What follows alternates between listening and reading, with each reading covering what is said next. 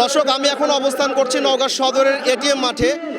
এই মাঠেই বাংলাদেশ জামাতে ইসলামের আমির ডক্টর শফিকুর রহমান ভাষণ দেওয়ার কথা রয়েছে।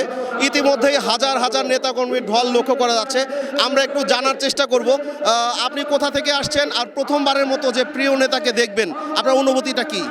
জি, আলহামদুলিল্লাহ, মানবতার নেতা, সারা বিশ্ব নন্দিত ডক্টর শফিকুর রহমান সাহেব আমাদের আমিরে জামাত এখানে আসবেন জানে আমরা এখানে উপস্থিত হয়েছি এবং আমরা খুবই আনন্দিত, খুবই আমরা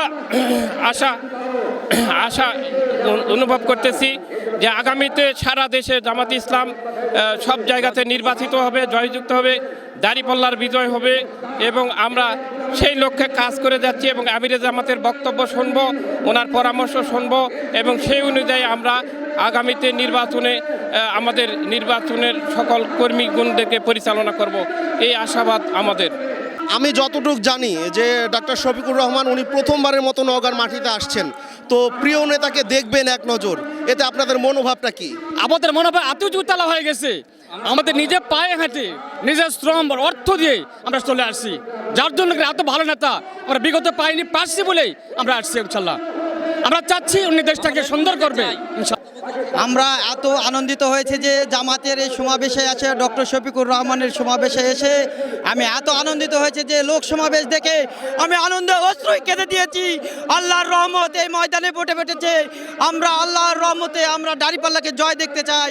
দেখেন এত সমাবেশ আমি অনেক দেখেছি, কিন্তু ডক্টর শফিকুর রহমান আসাতে আমার এই নওগাঁর মাটি 6 আসনে আত্মার খবিরুল ভাইয়ের এই নওগাঁর মাটিকে আনন্দময় করে তুলেছে। আমরা আনন্দে আমরা বুক উজ্জ্বল হয়ে ফুটে উঠেছে।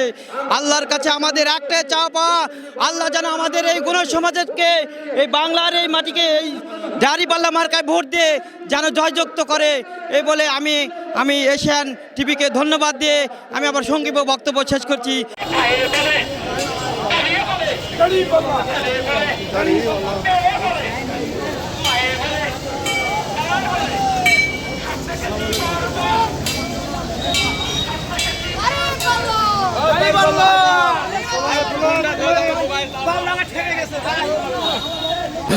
আলহামদুলিল্লাহ, ডক্টর শফিকুর রহমান আসাতে আমরা দেশবাসী খুব খুশি এবং আনন্দিত। এখানে হিন্দু মুসলিম সকল ভাই বোন সবাই উনি আসাতে আমরা খুব আনন্দিত। আল্লাহ পাক যেন উনার যে উদ্দেশ্য দেশের শান্তি এবং শৃঙ্খলা নিয়ে শাসন করা সব যেন আল্লাহ তাআলা কবুল করেন এবং আমাদের সকলের আশা যেন পূর্ণ করেন।